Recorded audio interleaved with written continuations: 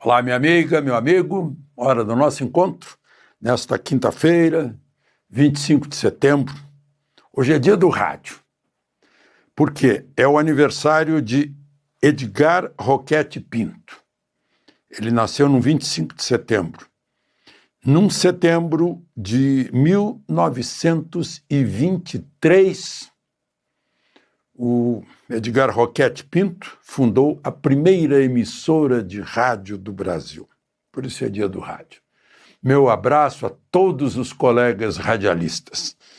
Foi meu primeiro emprego remunerado e até lá não era remunerado, eu fazia de graça.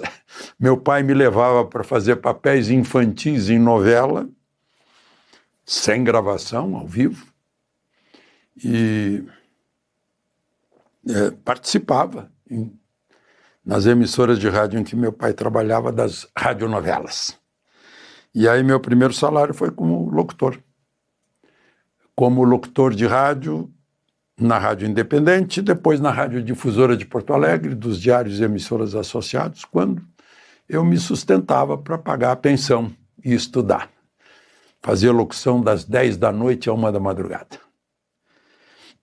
Bom, e em 1926, no 25 de setembro, um capitalista, um tal de Henry Ford, dono, fundador da Ford, Ford Motor Company, decidiu que os seus empregados só trabalhariam 40 horas semanais em 5 dias de 8 horas. No restante dos Estados Unidos era, naquela época, 50 horas. No Brasil até hoje são 44 horas, né? Um capitalista. E o Marx diz que o capitalista se apropria do trabalho alheio. Não, isso seria escravidão. O capitalista compra o trabalho alheio. O trabalhador vende o trabalho para o capitalista. E, ironicamente, o Marx mesmo nunca trabalhou, né? Ele viveu de herança.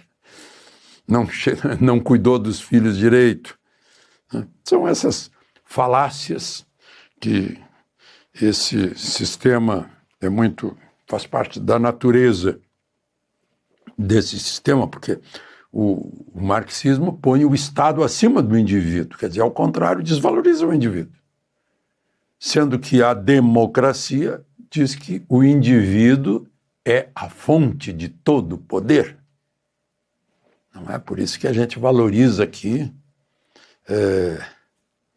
isso aqui, que deu voz à fonte do poder. Antes a gente não tinha, a nossa voz era de outros, que se diziam porta-vozes do povo, da opinião pública, que estão se omitindo hoje, né? Lembre-se de se inscrever e ao final de deixar o gostei ou não gostei.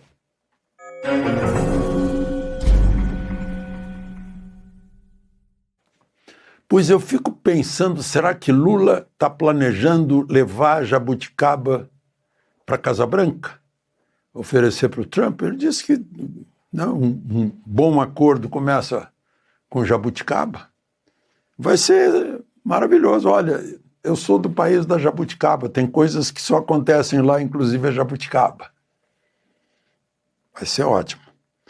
Eu vi uma declaração do embaixador Rubens Recupero, que é uma das grandes vozes da diplomacia brasileira.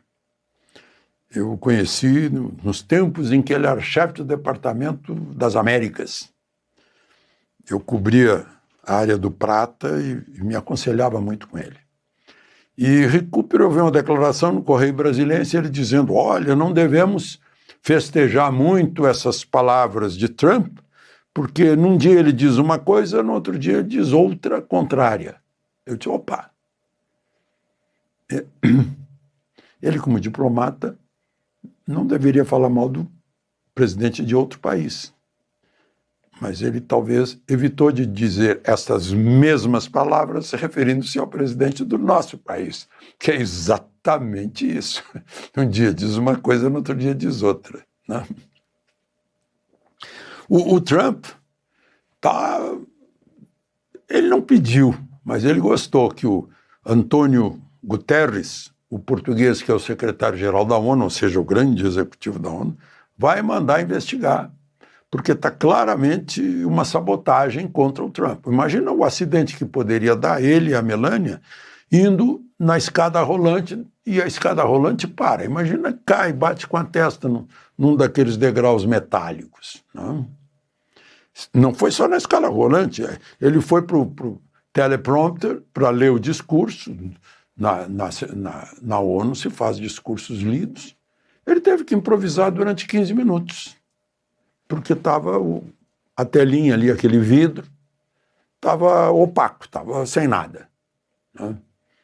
Eu não uso teleprompter aqui, senão, se eu fosse escrever o que eu estou conversando com vocês, não seria essa linguagem. Não seria linguagem coloquial, seria uma linguagem meio chata, né? Escrita. Nunca fiz isso. Outra coisa, aí ele perguntou para a mulher dele, que estava na plateia, e aí, gostou do meu discurso? Ela disse, não ouvi nada. O som também não estava funcionando. A tradução não estava funcionando. Eu acho que funcionou na hora que todo mundo ficou alertando o presidente Lula sobre o que ele estava contando do encontro que eles tiveram. Esse encontro em que ele disse que gostou do Lula, o Lula gostou dele, bateu uma química, que o Lula disse que ele veio muito simpaticamente, se aproximou, se abraçaram e combinaram esse encontro. Eu acho que o Lula tem que levar a Jabuticaba para cumprir o que ele disse, afinal, ele gravou para o povo brasileiro todo ouvir, né? Depois da reunião da ONU, ele teve uma reunião o título era Pela Defesa da Democracia. Eu acho tão irônico isso. O presidente vai lá para defender a democracia, mas aqui no Brasil, ele jurou solenemente perante o Congresso Nacional defender a Constituição. E não fez isso. E defender a Constituição, nesse momento, é defender a democracia.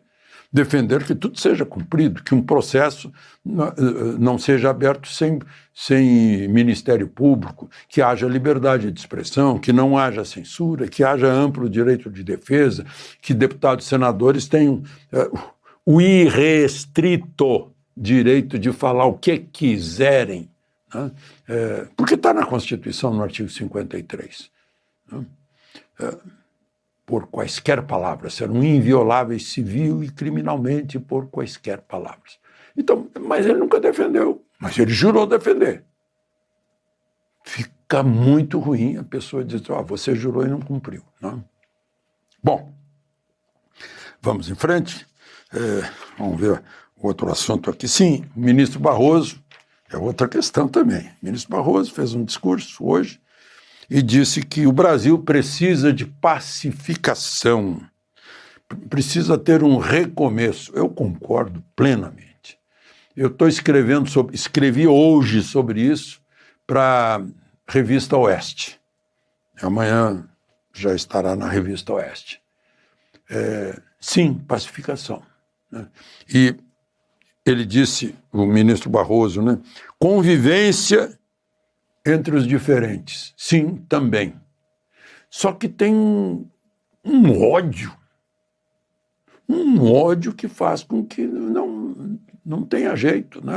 Eu reclamo no meu artigo que quem ocupa o estamento mais alto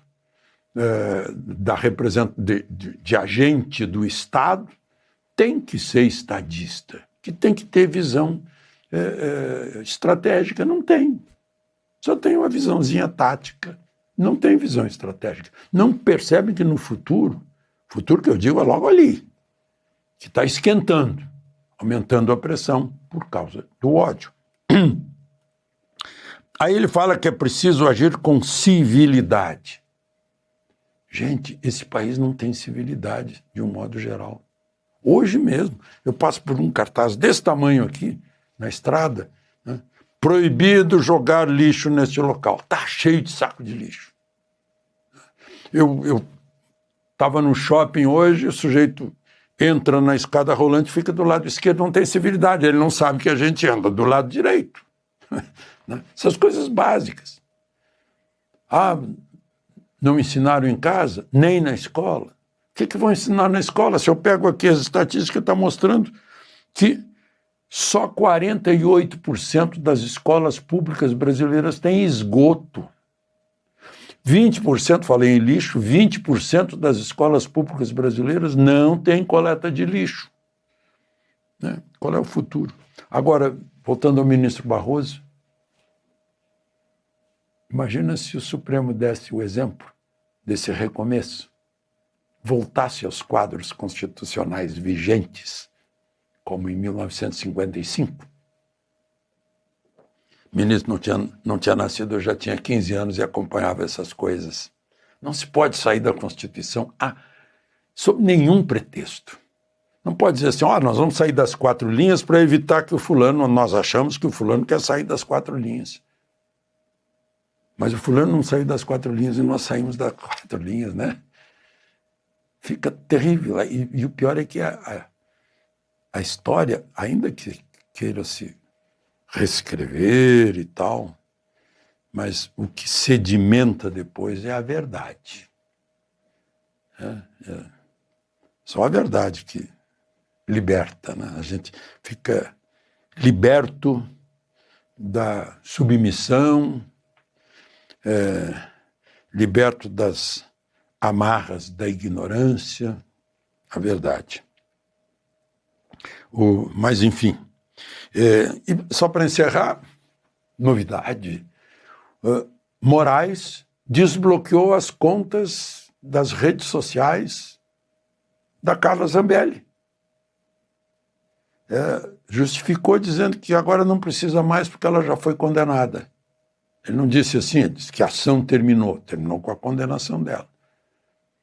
Foi condenada foi responsabilizada por invasão do sistema digital do Conselho Nacional de Justiça.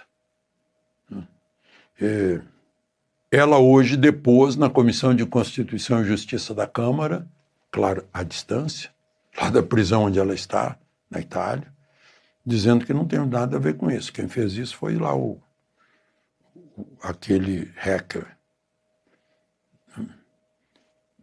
Enfim, ela foi condenada porque teria ligação com esse hacker.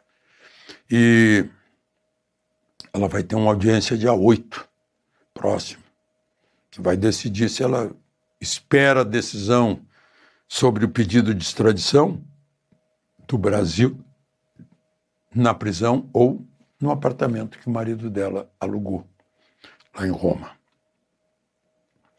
Então é isso.